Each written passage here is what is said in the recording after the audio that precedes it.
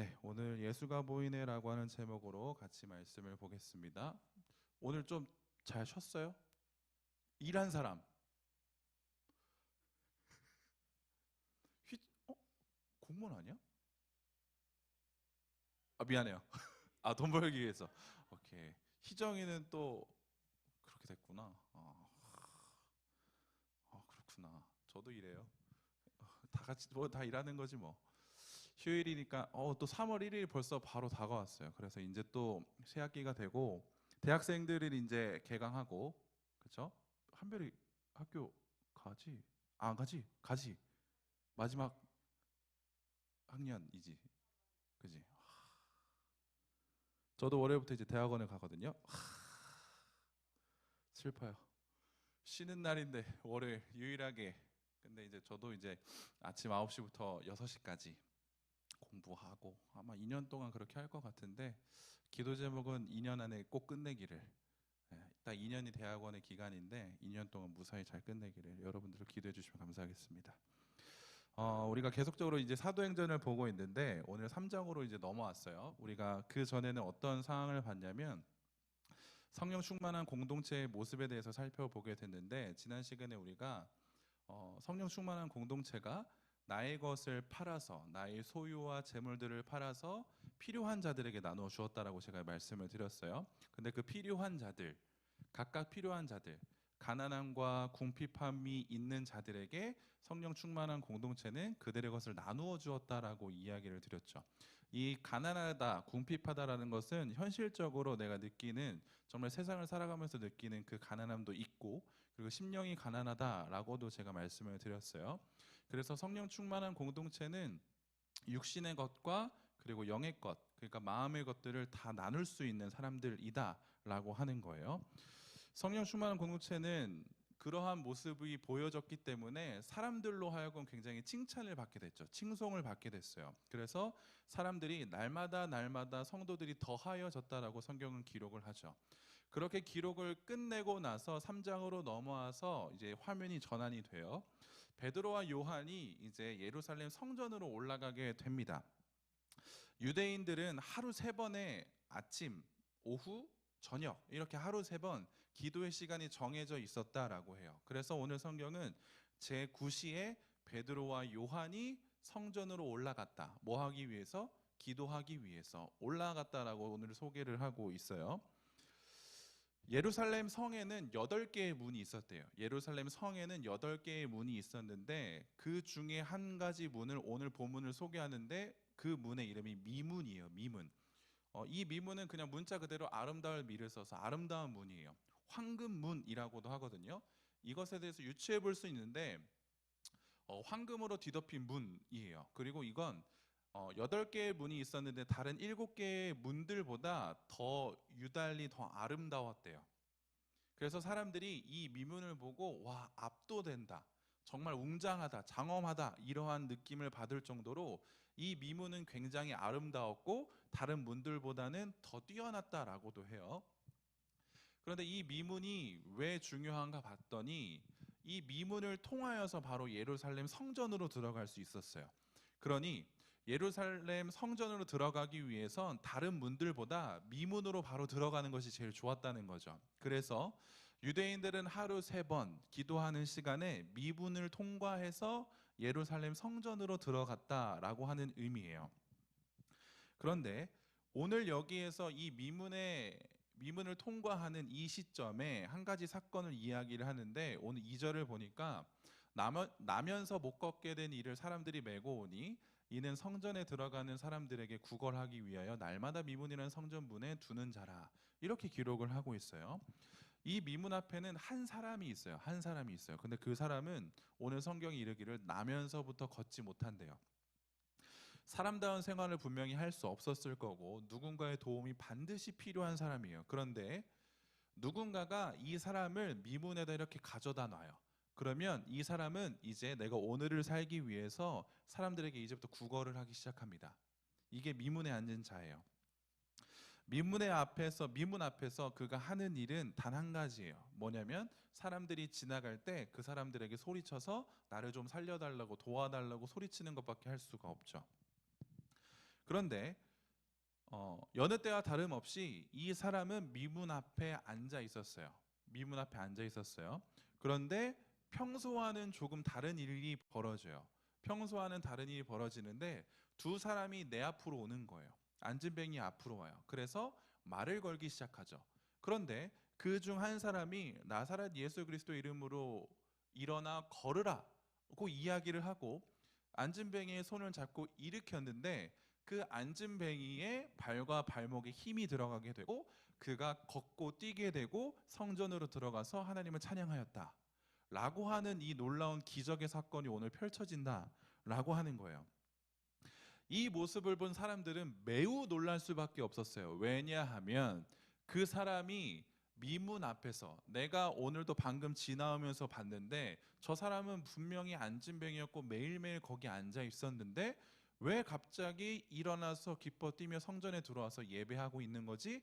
라고 하는 이 놀라운 일이 발생했기 때문에 사람들은 놀랄 수밖에 없었다라고 하는 거예요. 그래서 소위 우리가 말하는 것처럼 안진뱅이는 한순간에 기적의 사람이 돼요. 정말 한순간에. 왜 이 사람이 이런 기적을 경험하게 되었을까를 보게 되면 그가 누구를 만났죠? 베드로와 요한을 만났어요. 베드로와 요한을 만났기 때문에 지금 이 안진뱅이는 한순간에 기적의 사람이 되어버려요. 자, 베드로와 요한의 시점으로 그들도 여느 때와 마찬가지로 유대인들이었기 때문에 유대인들의 관습에 따라서 하루 3번 기도하러 성전에 올라가죠. 미문을 거칠 수밖에 없어요. 그런데 베드로와 요한이 미문으로 들어가려고 하는데 그들의 시선에 누가 보였다? 안진뱅이가 보였어요. 그래서 4절 보시면 베드로가 요한과 더불어 주목하여 이르되 우리를 보라 하니 당시 이 사도행전을 읽는 사람들, 독자들은 이 4절을 보면 엥? 이라고 할 수밖에 없어요. 왜 그러냐면 우리 성경에는 해석되어 있지 않는 한 가지 접속사가 있거든요. 헬라어로 대라고 하는 접속사인데 그 의미는 뭐 그러나, 그런데, 그러므로 이런 접속사예요. 상황에 맞게 쓰여요. 자, 이 접속사를 써서 4절을 읽어보면 이렇게 돼요. 그런데 베드로가 요한과 더불어 주목하여 이르되 우리를 보라 하니. 독자들은 그 당시 독자들은 그런데 라고 하는 이 접속사를 통하여서 라고 하는 이 궁금증이 든다고요. 왜냐하면 이 안진뱅이는 어느 특정한 한 날에만 미문에 앉아 있었던 게 아니에요. 매일매일 그는 미문에 앉아 있었어요. 언제나 그는 미문에 앉아 있었어요. 그래서 언제나 미문으로 들어가는 사람들에게 구걸했던 자예요. 언제나 매일매일. 마찬가지로 유대인들도 매일매일 미문으로 들어가죠. 그리고 어쩌면 성경에 자세히는 기록되어 있지는 않지만 베드로와 요한도 유대인이었기 때문에 아마도 거의 매일매일 기도하러 올라갔을 거예요. 자, 그러면 매일매일 미문 앞에 앉아있는 안진뱅이를 그들은 인식했을까요? 인식 못했을까요? 인식했겠죠. 이게 자연스러운 추론이잖아요. 그런데 오늘 본문을 보아하니 앞에 접속사 그런데가 쓰임으로 인하여서 사람들이 궁금증을 가져요. 왜 그들은 주목하게 된 거지? 매일매일 지나갔다고요. 예를 하나 들어볼게요. 여러분들이 독산역이 1호선이죠. 1호선을 타고 매일매일 출근한다 칩시다. 근데 그 내가 찍고 들어가는 그 바로 앞에 항상 구걸하는 사람이 있다라고 생각을 해봐요. 매일매일. 처음에 내가 출근할 때는 그 사람이 보였겠죠. 저 사람이 있네. 그런데 다음날 출근할 때도 보일 거예요. 근데 그게 하루, 이틀, 한 달, 2달, 3달, 4달, 5달, 1년이 됐다 칩시다. 그 사람이 잘 보일까요? 아니요. 그냥 지나간다고요. 왜냐하면 너무 당연하고 익숙하기 때문이에요. 미문에 앉아있는 안진뱅이도 미문에 앉아있는 게 익숙해요. 유대인들도 그 미문에 앉아있는 안진뱅이를 보는 게 익숙하고 그냥 그를 지나가는 것도 익숙해요. 그런데 여기서 한 가지, 유대인들의 당시 관습에 따르면 어떠한 사람이 뭐 이런 표현을 쓸게요. 장애인이라든지 거지들이 동냥을 하잖아요. 그러면 유대인들의 관습에는 그 사람을 도와주는 게 다른 사람들로부터 칭찬받는 일이었대요. 그래서 유대인들은 사람들에게 칭찬받기 위해서 일부러 더 그런 모습들을 보여주었다라고도 해요. 자, 그렇다라고 한다면 상상을 조금 해보자면 베드로와 요한도 그 사람에게 조금은 도와주었을 수도 있다라고 저는 생각을 해요. 그런데 이거는 그냥 상상이기 때문에 그냥 던지자고요. 매일매일 미문 앞에 서 있는 그 사람을 베드로와 요한도 분명 인식했을 거예요. 그런데 왜 그들은 갑자기 미문에 앉아있는 안진뱅이를 주목하기 시작했을까? 이게 사람들은 궁금하다는 거죠. 그러니까 이 새로움이 있는 거예요. 당시 독자들은. 여러분들에게 한번 질문해 볼게요. 왜 베드로와 요한은 안진뱅이 미문에 앉은 안진뱅이를 왜 주목하게 됐을까요? 한번 생각을 해보세요. 지금까지 우리가 사도행전 1장부터 3장까지 달려왔잖아요. 그렇죠? 그걸 토대로 한번 생각을 해보세요. 왜 그들은 미문에 앉은 안진뱅이를 주목하게 됐을까? 어떻게 답을 내리실 것 같으세요, 여러분들은? 우리가 지금까지 배운 걸 토대로 저는 이렇게 결론 지었어요. 그들이 성령을 받았기 때문이에요. 그들이 성령을 받았기 때문에 성령 충만한 자가 되었기 때문에 그들은 안진뱅이를 바라볼 수 있게 된 거예요. 자, 앞서 본문들을 통해서 우리가 이야기했던 것이 무엇이냐면 성령 충만한 공동체가 어떤 모습인지를 우리는 배웠죠. 가난하고 궁핍한 자들을 돌봐주고 그들에게 나의 쓸 것을 기꺼이 주는 공동체가 바로 성령 충만한 공동체였어요. 이 말은 무엇이냐면 서로의 삶에 대해서 내가 개입하기 시작했다는 거고, 더 나아가서 서로의 영혼의 상태까지도 내가 개입하기 시작했다라고 하는 거예요. 서로의 가난과 궁핍을 채워주는 성령 공동체가 될 수 있었던 이유는 무엇이냐면 성령 충만함을 받은 자들은 곧 하나님의 마음을 가진 자들이기 때문이에요. 하나님의 마음을 가졌다라고 하는 것은 다른 말로 이야기를 하자면 하나님의 긍휼하심, 하나님의 사랑의 마음을 그들이 가졌다라는 뜻이에요. 그래서 디도서 3장 5절을 보시면 우리를 구원하시되 우리의 행한 바 의로운 행위로 말미암지 아니하고 오직 그의 긍휼하심을 따라 중생의 씻음과 성령의 새롭게 하심으로 하셨으니, 우리를 구원하셨대요. 그런데 무엇 때문에 우리를 구원하셨냐? 그의 긍휼하심을 따라. 이 긍휼하심이 은혜, 자비라고 하는 뜻이에요. 굉장히 비참하고 죄 많은 인생을 하나님의 선하심으로, 하나님의 자비하심으로 우리들의 구원을 베푸셨다고요. 이게 하나님의 긍휼하심이에요. 그런데 이 하나님의 긍휼하심을 입은 자, 성령 충만한 자는 어떠한 모습으로 살아가게 되냐? 누가복음 6장 36절을 보면 예수님께서 이렇게 이야기하세요. 너희 아버지의 자비로우심 같이 너희도 자비로운 자가 되라. 하나님의 긍휼하심으로 우리는 성령 충만을 입었어요. 구원을 받았단 말이에요. 그렇다고 한다면 우리 또한 하나님의 자비하심이, 하나님의 긍휼하심의 마음이 우리 안에 있다는 거죠. 그러면 그 긍휼한 마음이 있다면 이제부터 우리들의 시선은 어떻게 되냐? 예수를 알지 못하는, 하나님의 자비를 알지 못하는, 하나님의 긍휼하심을 알지 못하는 자들에게 내가 시선이 쏠릴 수밖에 없죠. 그게 성령 충만한 공동체의 진정한 모습이에요. 그래서 그들의 가난과 궁핍한 상황과 마음들을 헤아려 볼 수 있는 거예요. 주목할 수 있게 된다라고 하는 거예요. 그럼 여기서 우리는 한 가지 질문해 볼 수 있죠. 무엇이냐면 과연 우리들에게는 하나님의 긍휼의 마음이 있는가요? 과연 우리들은 그 하나님의 긍휼의 마음, 사랑의 마음이 우리들한테 있어서 예수를 알지 못하는 자, 구원의 확신이 없는 자를 바라볼 때 우리는 안타까운 마음이 있냐는 거예요. 이 질문이 우리들에게 반드시 중요해요. 오늘 본문은 너무나도 중요한 질문을 우리들에게 던지고 있어요. 그들은, 베드로와 요한은 하나님의 마음을 가진 자들이었어요. 그랬기 때문에 늘상 지나갔던 미문에 앉은 안진뱅이를 이제는 지나칠 수 없어요. 그래서 성경은 그런데 베드로와 요한이 그를 주목하기 시작했더라, 주목하였더라라는 말을 쓰죠. 이 주목하다는 거는 굉장히 주의 깊게 보는 거예요. 의도적으로 내가 그 사람을 주의 깊게 보는 거예요. 왜 의도적으로 볼까요? 뭔가 내가 해줄 것이 있다거나 할 말이 있다거나 내가 무언가를 그 사람에게 할 것이 있기 때문에 내가 주의 깊게 보는 거죠. 제가 만약에 상인이를 주의 깊게 봐요. 주목해요. 그러면 상인은 생각할 거예요. 왜 날 보지? 뭐야? 내가 뭐 잘못했나? 뭐 이런 생각도 할 수 있겠죠. 마치 이런 것처럼 베드로와 요한은 그를 주목하기 시작했다고요. 왜 주목하기 시작했다? 그들은 하나님의 긍휼의 마음을 가진 자들이었기 때문이다 라고 하는 거죠. 세상 사람들은 흔히 그리스도인들에게, 교회 다니는 사람들에게 이러한 말들을 하기도 해요. 너희들의 집단은 참 이기적인 집단이다. 너희들은 참 너희들만 구원이 있고 너희들만 천국 가고 나머지는 다 지옥 간다고 막 이렇게 선포하고 다니니까 참 너희들은 못된 집단이다라고도 이야기를 해요. 그런데 그건 틀린 거죠.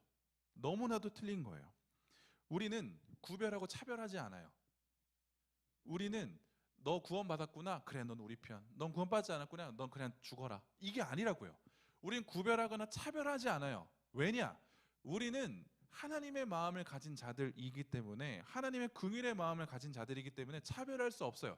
구별할 수 없어요. 우리는 그저 예수를 알지 못하는 자들을 바라볼 때 안타까운 마음이 있는 거예요. 하나님의 사랑의 마음이 우리들에게도 전달되어지기 때문에 어떻게 해서든지 그들을, 하나님을 알게 하기 위해서, 예수를 알게 하기 위해서 우리는 그들을 바라볼 뿐이에요. 우리는 절대적으로 그들을 배척하지 않습니다. 구별하고 차별하지 않아요. 그런데 예수를 믿는 자들이, 구원받았다라고 하는 자들이 제대로 된 하나님의 마음을 보여주지 못하니 사람들 또한 하나님의 긍휼의 마음을 받지 못하는 거죠. 그래서 사람들은 우리들에게 이야기를 해요. 너희들은 참 이기적인 집단이구나. 우리가 알고 있는, 우리가 배운 하나님은 우리가 죽길 원하시나요? 아니죠. 하나님께서는 우리가 살길 원하세요. 하나님께서는 너희들이 돌이켜서 하나님께서 주시는 그 영원한 생명을 소유하길 원하세요. 그래서 하나님께서는 계속적으로 돌아오라고 말씀해 주시는 거죠. 마찬가지예요. 우리도 하나님의 그 긍휼하심으로 인하여서 우리가 구원받았다고 한다면 그 마음을 가지고 사람들에게 이야기하고 선포해야 돼요. 무엇을요? 하나님께 돌아오라고요.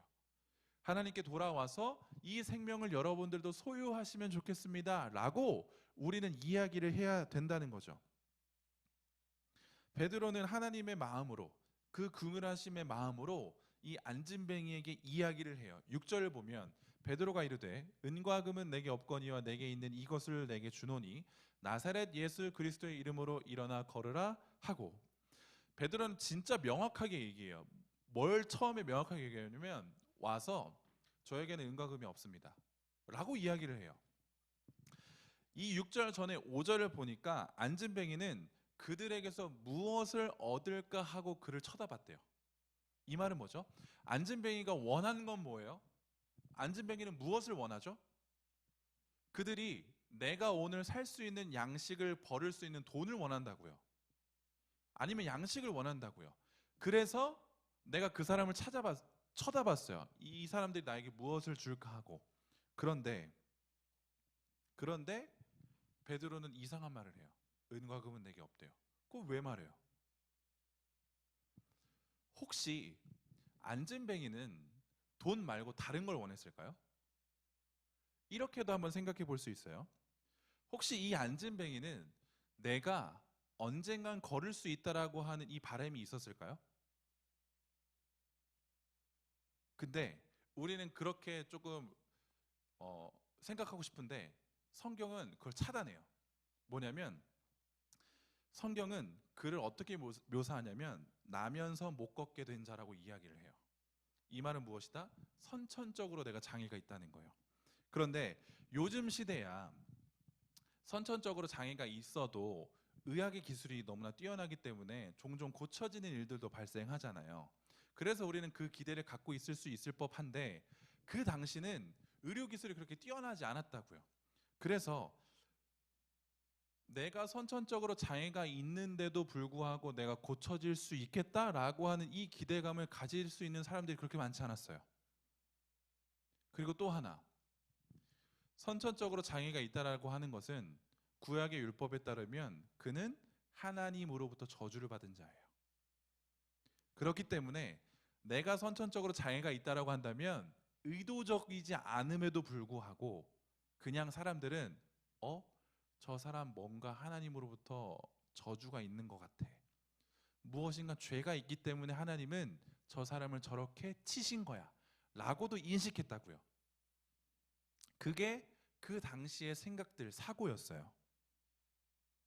그렇기 때문에 돈 말고 그 사람이 내가 혹시라도 내가 걷기를 원해요 라고 하는 이 마음이 들 수조차 없었을 거라고 저는 생각해요.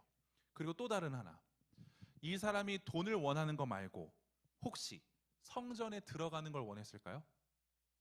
지금 이 사람이 앉아 있는 곳은 어디라고요? 미문이에요. 미문. 자, 제 뒤에 미문이에요. 저는 여기에 있어요. 이 미문을 지나면 뭐가 있다고요? 예루살렘 성전이요. 그 예루살렘 성전은 뭐 하는 곳이죠? 하나님을 예배하는 거죠. 기쁨과 감사의 찬송이 울려 퍼지는 장소가 바로 성전이에요. 그런데 사람들은 이 미문을 통과해서 하나님을 예배하러 가요.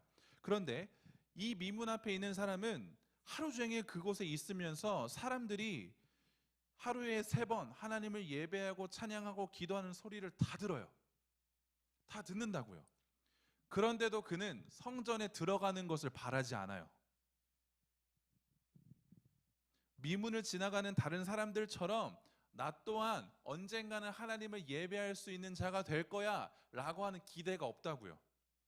왜냐하면 그는 절대로 성전에 못 들어가요.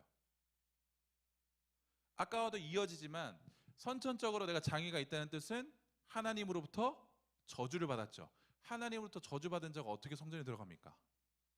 하나님으로부터 저주받은 자가 어떻게 하나님을 예배해요?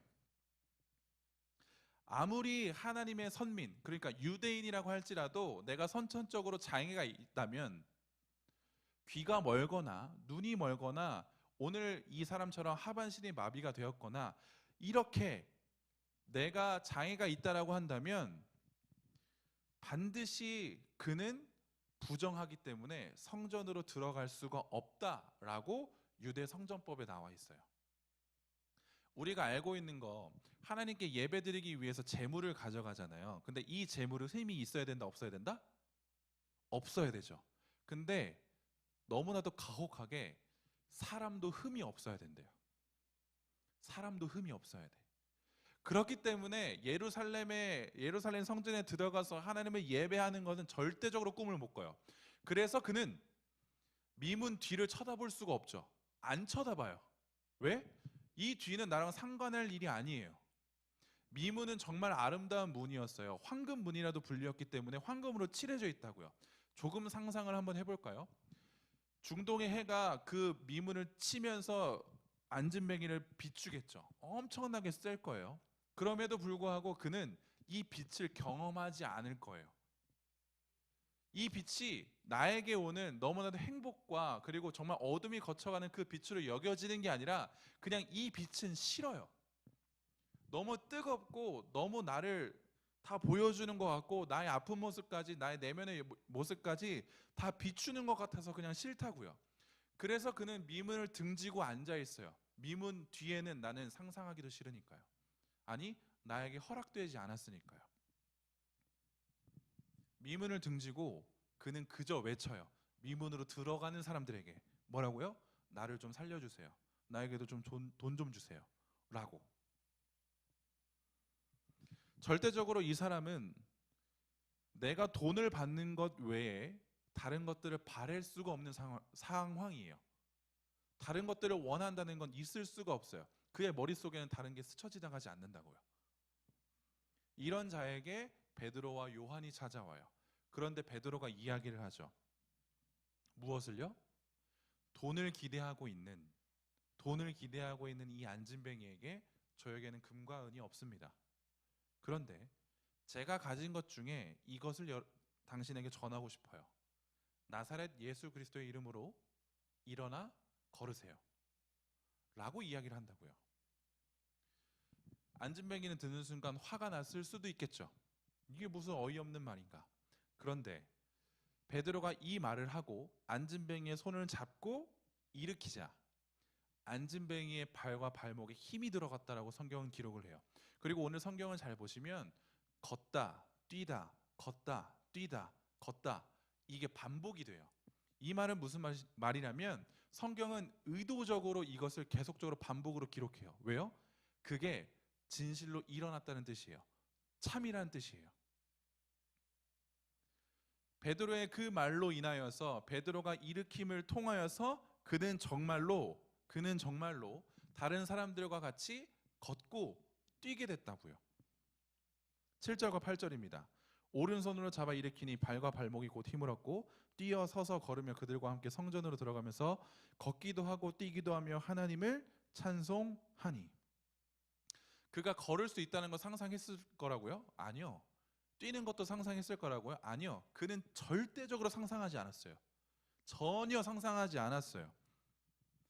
그의 삶에서 상상하지 않았던 일, 정말로 말 그대로 기적과 같은 일이 그의 인생에 지금 펼쳐진 거죠. 그리고 그는 베드로와 요한과 함께 미문을 넘어서 성전으로 들어가요. 그리고 그는 뭘 했죠?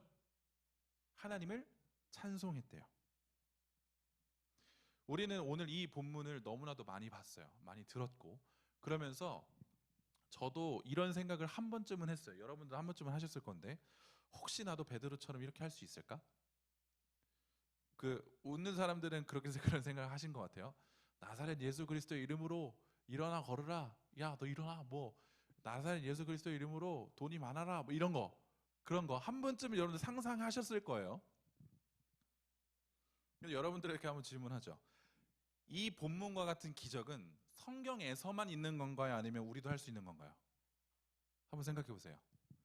오늘 이 베드로가 일으킨 기적 있잖아요. 성경이기 때문에 가능한 거다. 아니, 우리도 할 수 있다. 어떻게 생각하세요? 성경이기 때문에 성경에서만 가능하다. 손. 뭔가 아닌 것 같죠? 근데 뭔가 자신은 없어. 우리도 할 수 있다. 자신은 없으니까 여기 손을 못 드는 거예요. 이름 뭐야? 1번. 성경이기 때문에. 근데 전 믿어요. 전 확신해요. 뭐냐면 우리도 할 수 있어요. 그런데 우리도 할 수 있는데 기억하셔야 될 건 뭐냐면 내가 능력이 있어서가 아니라 무엇이 능력이 있어서죠? 그 나사렛 예수 그리스도의 이름의 능력이 있기 때문에 할 수 있는 거예요. 그렇기 때문에 나는 못해요. 김영찬이라고 하는 사람은 절대 못한다고요. 그런데 예수 그리스도의 그 이름의 능력이 있기 때문에 오늘날도 우리는 할 수 있어요. 오늘날도 하나님께서 원하신다면, 하나님의 때와 하나님의 방법이 원하신다면, 이러한 방법을 원하신다면 반드시 하나님은 하세요. 하나님의 능력이 없어서가 아니에요. 불가능을 가능케 하시는 분이 하나님이세요. 그렇기 때문에 오늘날 우리들에게 이러한 모습 또한 보여줄 수 있으세요. 하나님이 원하신다면.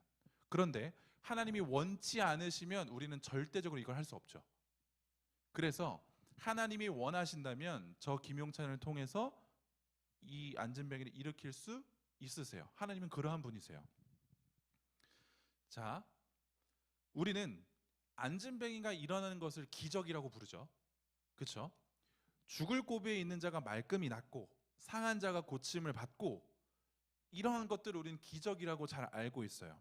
그런데 물론 이런 것들도 기적이라고도 불리긴 하지만 그리스도인들에게 모두 다 일어나는 현상들인가요? 그건 아니죠. 그리스도인이라고 오늘 본문처럼 다 할 수 있나요? 아니요, 그건 아니에요. 그러면 한 가지 궁금해요. 왜 성경은 굳이 이 본문을 기록해 놨을까? 그래서 이 글을 읽는 그리스도인들에게 왜 좌절감을 줄까? 라고도 생각할 수 있어요. 예수 그리스도의 이름에 능력이 있다는 거 알겠다고요. 그런데 나도 그 능력을 시험해보고 싶어서 해봤는데 안 되잖아요. 그러니까 예수 그리스도 이름으로 했는데 왜 안 되지? 라고 하는 이 좌절감이 우리에게 있을 수도 있다고요. 왜 하나님께서는 이 본문을 우리들에게 기록해 두셨을까? 그리고 왜 이 본문을 우리들에게 보여주시는 걸까? 이 본문은 모든 그리스도인들에게 진짜 기적이 무엇인지를 보여주는 본문이에요. 하나님께서는 성령 충만한 자에게, 주 예수를 믿는 교회의 몸된 우리들에게 진짜 기적을 2가지를 허락하셨거든요. 그 진짜 기적 2가지를 이 본문을 통해서 확인하라고 이 본문을 주신 거예요. 자, 하나는 뭐냐? 주 예수 그리스도를 믿어 죽을 자에게 생명을 주신 것이 첫 번째 기적이에요. 2번째 기적, 그 예수 그리스도를 선포하였을 때 그 선포로 인하여서 한 영혼이 예수께 돌아오게 되는 기적이요. 오늘 이 본문을 통해서 하나님께서는 모든 그리스도인들에게 2가지의 진짜 기적을 보여주셨는데, 첫 번째 뭐냐고요? 그것은 주 예수 그리스도를 믿음으로 인해서 죽을 수밖에 없는 우리들이 생명을 얻은 것, 그것이 첫 번째 기적. 그리고 그 기적을, 첫 번째 기적을 경험한 자가 예수 그리스도 이름을 선포했을 때 예수를 알지 못하는 자가 그 선포의 소리를 듣고 예수를 알고 예수께 돌아오게 되는 또 하나의 기적이에요. 이 두 가지의 기적을 보여주시기 위해서 오늘 본문은 우리들에게 소개되어지는 겁니다. 베드로가 어떤 자냐면 자기의 삶을 위해서 예수를 부인했죠. 나 살고 싶어서 예수를 부인했다고, 자기의 스승을 부인했다고요. 3번이나. 그리고 예수가 죽자 어떻게 행동했냐면 이제 소망이 없다, 희망이 없다, 옛날에 하던 거 그대로 하러 가자. 그는 뭐였죠? 그의 직업은 뭐였죠? 부였죠. 그래서 예수가 죽자 그는 자신의 본래 생업을 하기 위해 돌아갔던 자라고요. 예수가 세상에 막힘 당한 걸 보자 예수를 의지해서 돌파하려고 했던 사람이 아니라 세상으로 다시 돌아갔던 자가 베드로예요.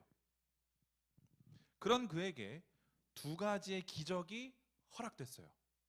뭐냐면 죽은 예수님께서 부활하셔서 베드로에게 나타나셨죠. 그리고 그 나타나심으로 인하여서 베드로는 뭘 얻게 됐죠? 생명을 얻게 됐어요. 진짜 생명을 얻게 됐죠. 그리고 또 하나, 그가 예수 그리스도를 선포하자 많은 사람들이 예수께 돌아왔죠.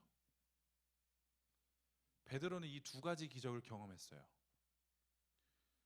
부활하신 예수님을 만남으로 인해서 진짜 예수님은 하느님이시구나, 그분은 정말 창조주이시구나, 그분이 나를 위해, 나의 생명을 위해 자신의 목숨을 던지셨구나 라고 하는 이 믿음이 베드로에게 임하게 되는 거죠. 이게 첫 번째 기적이라고요. 그렇게 살아가고 있는 베드로에게 성령이 임했죠. 그리고 베드로가 그 자리에서 일어나서 사람들에게 설교를 했죠. 그리고 그 설교를 통하여서 몇 명이 주께 돌아왔다? 3,000명이요. 베드로의 인생에서 그걸 원했을까요? 베드로가 그것을 상상했을까요? 베드로는 예수를 버린 자라고요. 예수를 부인한 자라고요. 그런데 어떻게 그가 이러한 기적을 행할 수 있었을까요? 예수님께서는 베드로에게 이렇게 말씀하셨어요. 마태복음에 내가 천국 열쇠를 내게 주리니 내가 땅에서 무엇이든지 매면 하늘에서도 매일 것이요 내가 땅에서 무엇이든지 풀면 하늘에서도 풀리리라 하시고, 이 말씀이 나온 거는 베드로가 예수님에 대해서 가장 위대한 신앙 고백을 했기 때문이에요. 예수님께서 베드로에게, 제자들에게 물으셨죠. 너희들이 나를 누구라 하느냐? 그때 베드로가 주는 그리스도시요 살아계신 하나님의 아들이십니다 라고 하는 이 위대한 고백을 했죠. 그 다음에 예수님께서 베드로에게 말씀하셨어요. 내가 너에게 천국 열쇠를 줄 거야. 그리고 너가 매면 매일 거고 풀면 풀릴 거야 라고 하는 말씀을 베드로에게 허락하셨어요. 예수님 시대에 랍비들, 그러니까 성경을 가지고 해석하고 연구하는 그 랍비들을 어떻게 불렀냐면 푸는 자, 매는 자라고 불렀어요. 랍비들은 구약의 언약들, 구약의 말씀들을 연구하는 사람이죠. 그래서 구약의 율법들을 보면 무엇 해라, 무엇 하지 마라, 이러한 명령들이 있잖아요. 그렇죠? 그래서 랍비들이 사람들 앞에서 하나님의 말씀입니다, 이거 하지 마세요, 이렇게 이야기를 하잖아요. 그럼 매인 거구나, 맺었구나 라고 맺는 사람이라고 표현을 했고, 하나님의 말씀에 이것 하라고 명령하셨습니다 라고 했을 때 풀렸구나. 그래서 랍비들을, 당시 사람들은 랍비들을 이렇게 불렀다고 해요. 푸는 자, 매는 자. 그런데 예수님께서는 지금 마치 어부인 베드로에게 하나님의 말씀을 연구하고 묵상하고 가르치는 랍비들처럼 네가 만약에 매면 매일 거고 풀면 풀릴 거야 라고 권한을 주셨다고요. 예수님께서 누구에게? 베드로에게. 베드로는 굉장히 천한 어부인데도 불구하고 예수님에게 그 권한을 받았어요. 그런데 이 말씀은 베드로에게만 하신 게 아니에요. 이 말씀을 하실 때 예수님께서 베드로의 이름을 주셨죠. 게바. 이건 뭐죠? 반석이라는 뜻이에요. 근데 이 반석, 베드로의 이 신앙 고백, 주는 그리스도시요 살아계신 하나님의 아들이십니다라고 하는 이 신앙 고백 위에 뭘 세우시겠다라고 약속하셨냐면 교회를 세우시겠다고 약속하셨어요. 우리가 지난 시간에 교회는 누구라고 배웠죠? 나예요. 주 예수 그리스도를 고백하는 자들, 성령 충만을 입은 자들이 모인 곳이 교회인 거죠. 우리가 교회예요. 그러면 예수님께서 지금 하신 이 말씀은 교회에게 하신 말씀이죠. 그렇다라고 한다면 우리들에게, 저와 여러분들에게 하신 말씀이에요. 예수님께서는 저와 여러분들에게 이렇게 말씀하세요. 여러분들이 그 하나님의 말씀을 해석하고 연구하고 선포했을 때 여러분들이 하는 것들에 대해서 여러분들이 맺으면 하늘에서도 맺을 것이고 여러분들이 풀면 하늘에서도 풀릴 것이다. 성경을 가지고 우리가 볼 수 있고 우리가 생각할 수 있고 선포할 수 있잖아요. 그렇죠? 우리는 성경을 통해서 예수 그리스도를 보게 됩니다. 예수 그리스도를 알게 되고 예수 그리스도를 믿게 돼요. 그리고 그 예수 그리스도를 통하여서 우리는 구원받은 자라는 사실을 깨닫게 되죠. 그리고 나서 우리는 뭘 하죠? 이 예수를 전하는 자로 살아가죠. 근데 이게 우리들에게 하나님께서 주신 두 가지 기적이라는 거예요. 모든 그리스도인들에게. 제가 누누이 말씀드리지만 우리는 절대적으로 예수 그리스도를 통하여서 구원을 받을 자예요, 못 받을 자예요? 우리는 받을 수 없어요. 우리는 그저 죄인이기 때문에 그 생명을 바랄 수도 없는 자라고요. 그런데 어찌된 일인지 하나님께서는 우리들에게 그 생명을 주셨다고요. 이게 마치 안진뱅이가 절대적으로 걷겠다, 뛰겠다는 바랄 수 없었던 것처럼 우리도 예수 그리스도의 그 구원의 은혜를 바랄 수조차 없었던 사람들인데 하나님께서 기적과 같이 우리들에게 그 선물을 주셨다고요. 근데 그것도 모자라서 내가 내 입술로 예수를 선포하니, 복음을 선포하니 예수를 알지 못하는 자가 내 입술의 선포를 통하여서 다시 예수께 돌아온대요. 이 기적을 우리들에게도 허락하셨다고요. 예수 그리스도를 믿는 그리스도인들에게 예수님께서는 죽은 자를 일으키는, 안진뱅이를 일으키는, 눈먼 자를 보게 하는 이런 기적의 현상들을 우리들에게 주신 게 아니라 정말로 절대적인 그 기적을 우리들에게 주셨다고요. 이걸 우리는 잘 알아야 돼요. 고린도후서 4장 5절, 우리는 우리를 전파하는 것이 아니라 오직 그리스도 예수의 주 되신 것과 또 예수를 위하여 우리가 너희의 종된 것을 전파함이라. 그리고 사도행전 14장 15절, 여러분에게 복음을 전하는 것은 이런 헛된 일을 버리고 천지와 바다와 그 가운데 만물을 지으시고 살아계신 하나님께로 돌아오게 함이라. 우리가 전하는 것은 다른 게 없어요. 우리는 우리가 하나님으로부터 받은 그 은혜, 기적을 그냥 전할 뿐이에요. 하나님께 구원을 받은 그 기적, 그것도 너무나 감사한데 내가 다른 사람에게, 예수를 알지 못하는 사람에게 그 구원의 기적을 선포하였더니 그 사람 또한 구원을 얻게 된다라고 하는 이 놀라운 기적, 우리들에게 허락하신 거죠. 오늘 본문과 굉장히 관련이 있는 예화가 하나 있어요. 한번 화면 띄워주실래요? 토마스 아퀴나스라고 하는 사람이 한 번은 그 당시의 교황 인토켄티우스라고 하는 2세를 방문했대요. 근데 그 교황은 당시에 엄청난 액수의 헌금이겠죠. 돈을 세고 있었대요. 그래서 교황은 토마스에게 이렇게 얘기했대요. 보시게 토마스, 교회는 이제 은과 금은 내게 없거니와 라고 더 이상 말할 필요가 없어졌다네. 그러자 토마스는 이렇게 대답했다고 한다. 맞습니다. 그러나 교회 역시 이제는 일어나 걸으라 라고 더 이상 말할 수 없어졌습니다. 이게 굉장히 유명한 예화거든요. 굉장히 또 씁쓸한 예화죠. 베드로는 은과 금이 없었다라는 것을 인정해요. 그런데 그가 무엇을 선포하죠? 내가 가진 것 중에 가장 좋은 것, 이걸 난 너에게 선포할 거야. 주 예수 그리스도의 이름으로 일어나 걸으라. 그런데 시간이 지나면 지날수록 교회는 은과 금이 많아져요. 세상의 것들이 너무나 많아지게 돼요. 그래서 더 이상 은과 금은 내게 없거니와 라고 이야기하는 게 부끄러워져요. 이게 감사하기도 한데 그 뒷말이 너무 슬픈 거죠. 그래서 이제는 더 이상 일어나 걸으라 라고 하는 말도 소용이 없다는 거죠. 세상이 원하는 것은, 세상 사람들이 원하는 것은 세상에서 잘 먹고 잘 사는 걸 원해요. 오늘 내가 살 수 있게 되는 것을 원한다고요. 그래서 사람들은 예수 믿으면 잘 살아?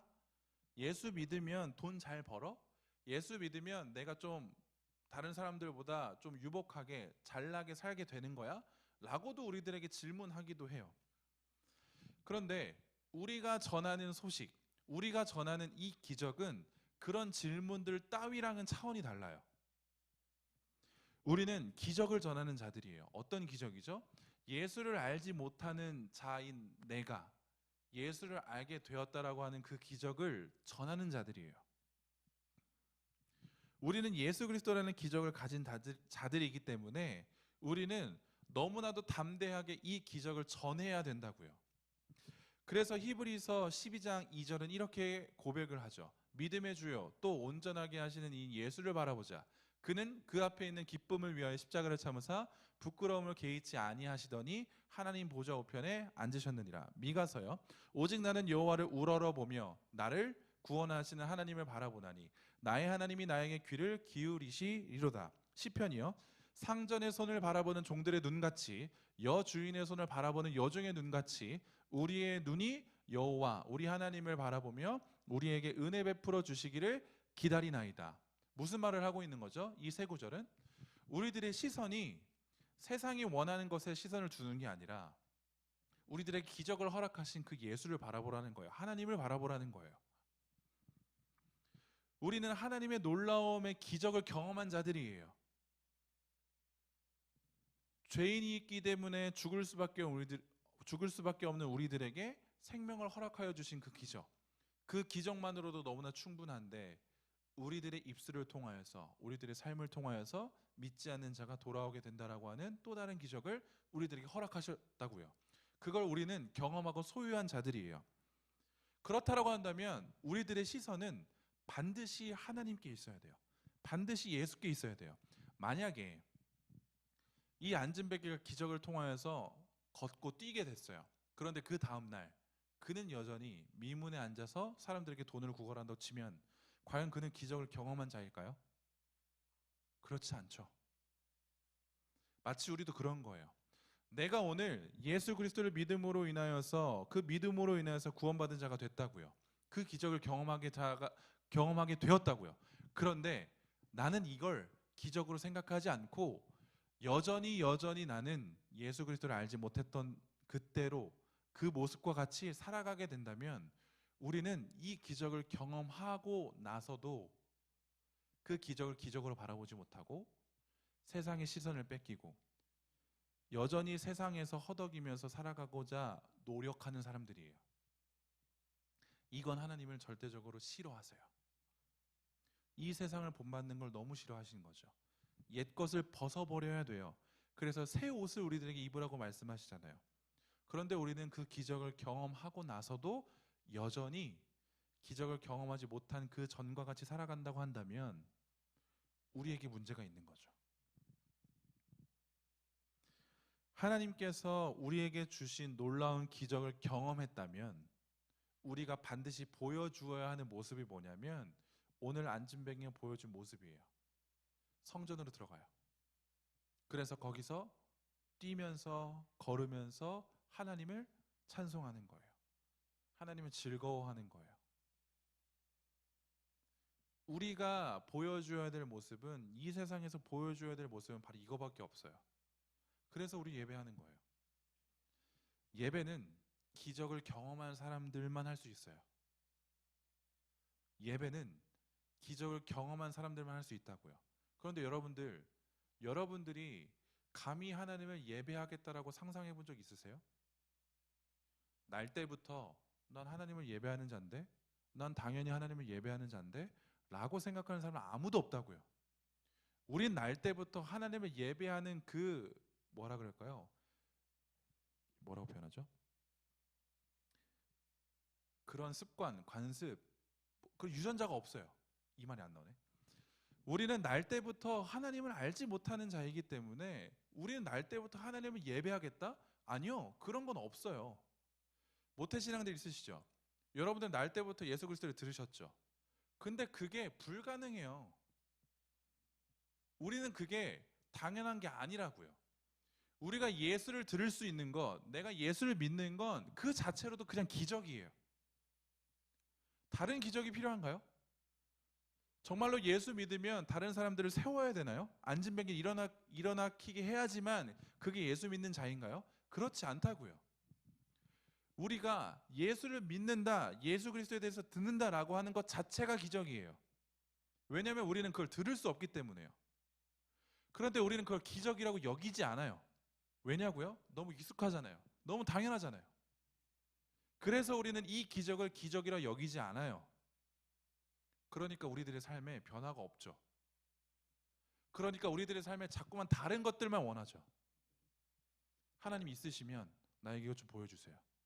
하나님 살아계시면 나 이것 좀 해주세요. 이따위 것만 구한다고요. 이게 기적을 알지 못하는 자가 구하는 거예요.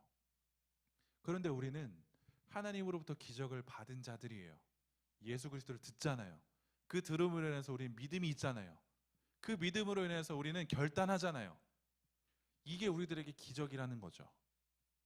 우리는 기적을 경험한 세대예요. 그러면 우리가 뭘 해야 된다고요? 다른 거 없어요. 하나님을 찬송하는 것밖에 없어요. 하나님을 예배하는 것밖에 없어요. 다른 거 없어요. 여러분들이 예수 믿고 잘 산다는 거 단 한 가지예요. 예배한다는 것밖에 없어요. 여러분들이 예수 믿고 변한다고요? 단 한 가지예요. 예배를 대하는 태도만 변할 뿐이에요.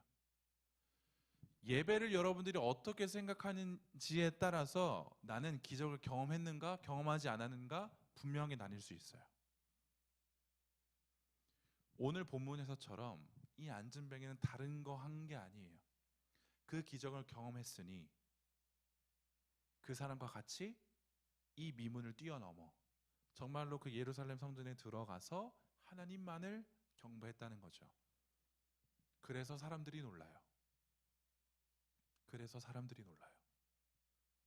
저 사람은 예배할 수 없는 자인데, 저 사람은 절대적으로 이 문을 들어와서는 안 되는 사람인데 어떻게 들어오게 된 거지? 왜 들어오게 된 거지?